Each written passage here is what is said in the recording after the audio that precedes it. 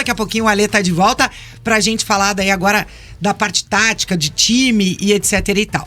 Vamos voltar a conversar com o Vincenzo Delicani, que ele vai falar agora sobre a sequência que o Atlético vai ter em casa e também que tá começando a preparação agora, a partir de hoje sim, né, Vincenzo? Já cabeça no Fluminense no jogo de domingo.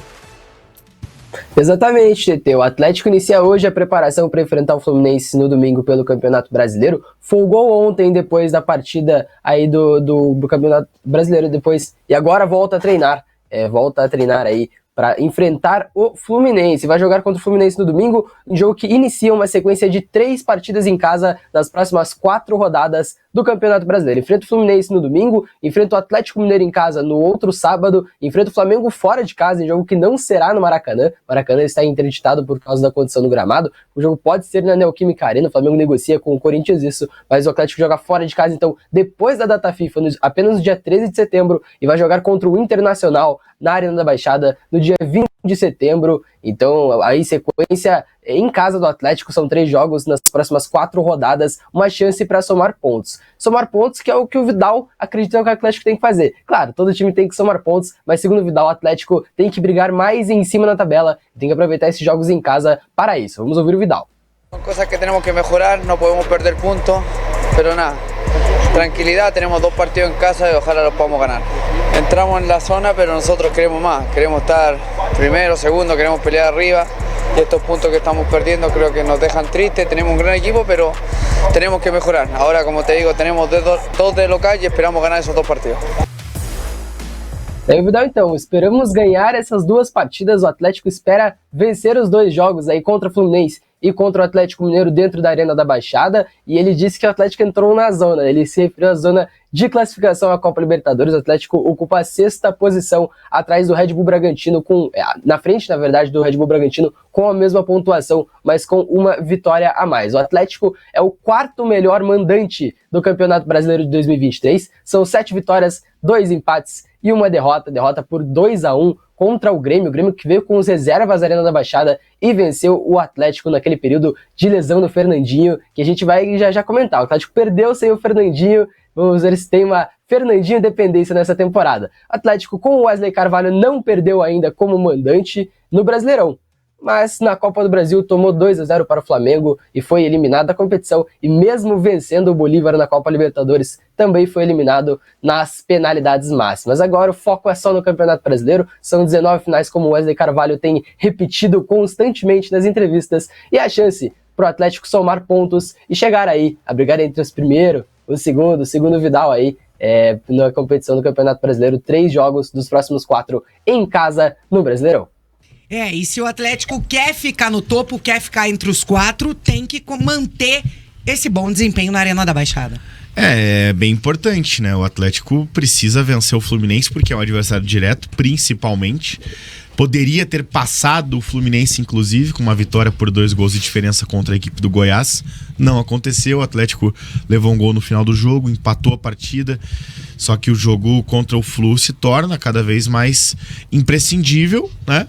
Justamente porque agora depende só do Atlético mesmo de passar o Fluminense de vez. Exatamente. É incrível, jogo de né? 6 pontos, né, Jana? A diferença, né? O Vincenzo falou ali do aproveitamento do Atlético como mandante. Essa diferença do Atlético como mandante e como visitante, né? É algo muito destoante, né? Porque ele tem o 4º melhor aproveitamento como mandante. E como visitante, venceu 3 jogos, eu acho, né? E não é ruim, tá? Não é ruim, né? Mas assim... Pela pretensão de ficar entre os 4, entre os 6, acaba se tornando. Já foram 10 jogos, 20 rodadas, 10 jogos fora de casa, dá pra contar. Mas acaba que a Arena da Baixada acaba sendo aquele socorro, né? E aí volta aquele discurso, não, na arena, perto da torcida, é diferente, o Atlético tem poder de reação, né? Tem uma E mesmo assim o Atlético tropeçou diferente. Um pouco, né, Jana? Também já? tropeçou. Contra Grêmio, reserva, contra Palmeiras, contra Cruzeiro. Exatamente, então... mas eu acho que pensando aí na sequência do campeonato, nos jogos que o Atlético vai ter pela frente, Tem que tentar também, né, quando sair de casa, fazer um jogo mais seguro. Eu acho que a estratégia não tá funcionando muitas vezes, né? Porque ele é um time no primeiro tempo, é outro time no segundo tempo. E na Arena da Baixada, mesmo que o Atlético oscile ou não comece muito bem o jogo, a reta final da partida, ela acaba sendo sempre emocionante, né? Porque o time busca até o fim. E a responsabilidade aumenta porque provavelmente o Fluminense vai com o time misto ou reserva. Por conta da Libertadores. Por conta da Libertadores. Joga agora a primeira no Rio de Janeiro. Joga na quinta, né? Joga na quinta no Rio de Janeiro. Conhecido como amanhã. Não, é que daí é a última data, no caso da Libertadores, na semana, né? Exato. E daí pega o Atlético no domingo, 3 dias depois do jogo do... Dei uma de Linhares Tá de agora, brincadeira, né? né? É só sentar aqui. É só sentar e incorpora, né? Daí... Ela tá provocativa hoje, ela veio até de Inter. Tô de Colorado, galera. A galera perguntando aqui porque eu tô. É que eu me dei bem lá na KTO. Daqui a pouco a gente vai falar disso. Exatamente. Daí. Diga, Lê. Não, Vincenzo, desculpa, diga. Não, então, é sobre o retrospecto do Atlético fora de casa no Campeonato Brasileiro. O Furacão é 11º colocado na competição, está na metade da tabela aí do Campeonato Brasileiro. São 2 vitórias, 3 empates e 5 derrotas fora de casa até aqui. E como vocês mencionaram, o jogo é um confronto direto. O Atlético, em confrontos diretos, quando estava separado por 1 ponto ou com a mesma pontuação do time que enfrentou na rodada, tem 3 derrotas e 3 vitórias. Venceu o Cuiabá aí na última rodada do primeiro turno como confronto direto, perdeu outros 3 jogos, né? Então, vence o Flamengo na Arena da Baixada, vence o Internacional no Beira-Rio, perde para o Grêmio na Arena da Baixada, perde para o São Paulo no Morumbi, perde para o Fortaleza no Castelão e venceu o Cuiabá aí na última rodada do primeiro turno do Campeonato Brasileiro. O que eu acho que agora o Atlético não pode ter essa inconstância, né? E até o nosso ouvinte Johnny Bravo, atleticano, lembra aqui, ó, se o Atlético não tivesse empatado os jogos com Santos, América e Goiás, estaria entre os primeiros colocados. Então ficar de olho ainda na Libertadores quinta-feira pra ver como o Fluminense vai sair. Eu acho que a tendência é o Fluminense ganhar do Olímpia no Maracanã, mas aí tem um jogo dificílimo lá em Assunção na quinta-feira. O Flamengo foi eliminado por causa do jogo de lá. E vamos ter que ver. Eu acho que o Marcelo não joga, o Cano também. O Arias não joga. Arias não O joga. Arias Com certeza. Mas eu tô falando em questão de preservação. Por exemplo, eu acho que ele deve poupar o Ganso, o Cano e o Marcelo também. Talvez o Nino por ali. Então, o time do Fluminense que promete vir muito mesclado pra jogar aqui na isso Arena. eu acho que de certa forma também aumenta a responsabilidade do Atlético, né? Claro, vai ter muito mais força em casa, vai ser um ambiente diferente, né? Não tem aquela pressão de estar jogando fora, enfim, na casa do adversário. Mas, por outro lado, também o Atlético, mais uma vez, volta àquela missão de se reafirmar na competição, né? Que foi o que fez depois da Libertadores e conseguiu uma vitória convincente. Mas o que eu vejo de positivo no time também é que, claro, apesar de muitas vezes não concordar muitas vezes com as mudanças ali que o Wesley faz no time no segundo tempo principalmente, mas o time titular, né, que tem entrado, sem a gente falar do Coelho, que foi uma novidade do último jogo, principalmente o meio-campo, ele é muito forte, Nem né? tenho o que falar do Coelho. O meio-campo. É que eu falei, não, é o time que titular, mas não, o Coelho foi só uma experiência, eu acho, ali. No meio-campo, o Atlético, ele se firmou muito bem ali, né, com o Eric, o Vidal e o Fernandinho. O Fernandinho, claro, daqui a pouco a gente vai falar dele, né? É uma história à parte. Mas o próprio Vidal, que chegou para reforçar o Atlético, é um jogador que agora está evoluindo, está se encaixando ali na posição que foi delimitada para ele, né? De ser um jogador mais de frente ali, um pouco mais, jogar um pouquinho mais adiantado, tem contribuído. Nesse último jogo, mesmo no primeiro tempo, ele foi bem participativo, se movimentou bastante. As principais chances que o Atlético criou, teve ali também, as chances passaram pelos pés dele. O Vidal, ele desacostumou muito a jogar nessa função, né? Mas na Juventus ele era o homem mais avançado no meio de campo. A Juventus no início da década de 2010 ali, né? Porque era Pirlo, jogava como primeiro volante, o Pogba jogava na linha de médio junto com o Vidal. E o Vidal geralmente era o que mais atacava, o que mais chegava, né? O que mais fazia gol, era batedor oficial de pênalti e tudo mais. E agora ele tá voltando a essa função, porque depois nas outras equipes, muitas vezes ele acabou sendo o primeiro volante, segundo volante, né? No Barcelona mesmo, ele chegou a jogar como segundo volante. Quando o Busquets estava fora, jogava de primeiro. Na seleção ele é o primeiro. Na seleção ele é o primeiro, né? Enfim. É que daí depois, quando o Pulgar veio, ele acabou jogando de segundo também, né? Mas mesmo assim... Fraca, né, essa seleção chilena. Eric Pulgar e... Os 3 volantes do Chile estão jogando no Brasil. Pensa o Arangues, legal, o Pulgar e o Vidal. E ele fez nesse último jogo aquela dobradinha ali junto com o Canóbio, né?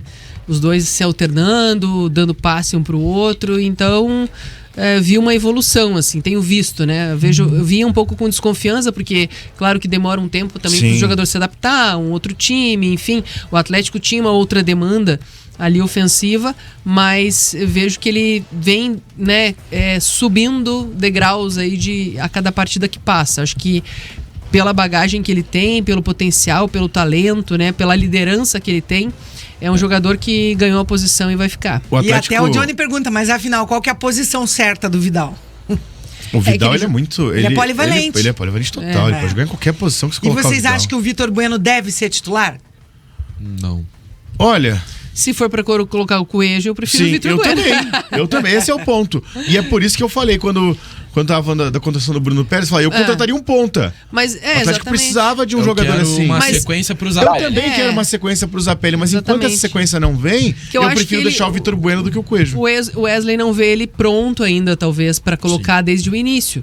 Mas eu acho que o Zapelli seria o ideal nesse momento. Mas sem o Zapelli, acho que o Vitor Bueno tá mais pronto. É o que mais dá a resposta, né? Mesmo que muitas vezes oscile muito. No primeiro tempo. E esse era o grande ponto entre Vitor Bueno e Terans.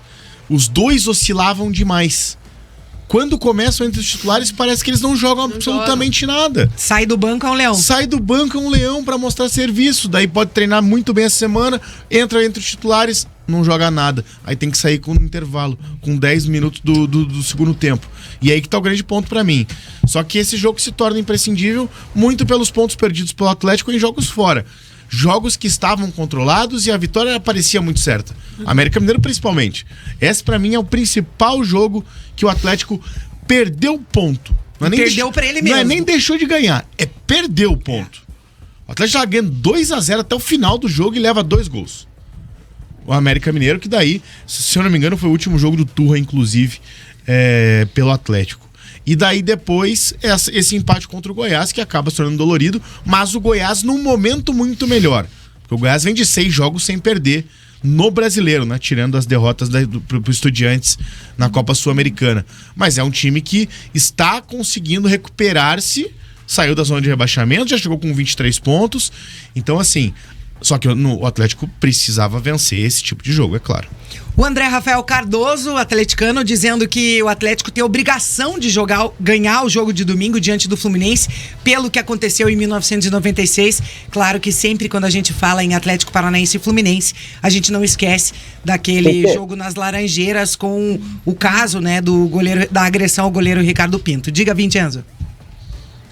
Sobre isso, a gente entrevistou o Ricardo Pinto algum tempo atrás, ele até viu a camiseta que ele usou naquele jogo ainda existe, ele viu, ficou super emocionado e comentou sobre aquela partida. Mas enfim, sobre o ponto que o Dalco comentou, eu também, se fosse diretoria do Atlético, iria atrás de um ponta para ser titular no ataque do Furacão, mas esse ponta foi procurado na janela. O Jorge Carrascal, o colombiano Carrascal, que passou pelo River Plate e hoje está no Dinamo de Moscou, ele foi sondado pelo Atlético, houve a negociação e o Carrascal quase veio, foi impedido de vir ao Atlético por uma imposição do CSKA, que era o seu antigo clube. O Atlético até a concordar em pagar o salário astronômico do Carrascal, mas o negócio não saiu. O Furacão sondou outros nomes da América do Sul também, mas não conseguiu fechar nenhuma contratação. Janela já fechou, né? Só chegaria mais um ponto se viesse por uma oportunidade de mercado, como foi a do Bruno Pérez, um jogador livre de contrato e que pudesse assinar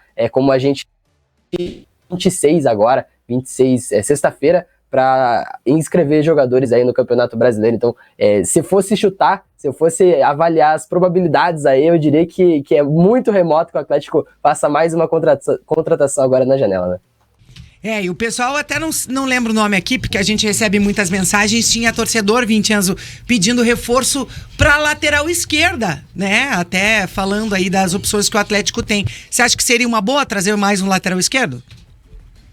Eu acho que seria interessante nesse mesmo esquema do Bruno Pérez, contrato de 6 meses até o final da temporada, porque o Atlético tem 2 laterais esquerdos bons e jovens, né? O Fernando e o Lucas Esquivel. No momento, apenas o Vinícius Cauê como opção para posição no banco de reservas. Fez bons jogos, mas ainda é muito verde, não está maduro aí o suficiente o Vinícius Cauê para entrar em situações de risco Tanto que o Lucas Esquivel estreia no Maracanã com 60 mil pessoas, estreia na fogueira, porque o Atlético não tem uma outra peça para a posição. Então, se chegasse até o final da temporada, uma peça aí para ser como reposição, adoraria o lateral esquerdo no Atlético, mas acho que também é raro, é pouco provável que aconteça essa chegada de lateral esquerdo. Daqui a pouquinho o Vincenzo volta pra gente falar da importância do Fernandinho dentro do esquema e dentro desse time do Atlético Paranaense. 1h04, esse é o Bate Pronto Curitiba. Tá planejando um carro novo, a casa própria ou aquela reforma? Com o Consórcio Servopa tudo pode ser realidade. Acesse consórcioservopa.com.br e conquiste agora. E todos os esportes e os grandes campeonatos na KTO.com, entra lá, dá uma brincada. KTO.com, onde a diversão acontece. Daqui a pouco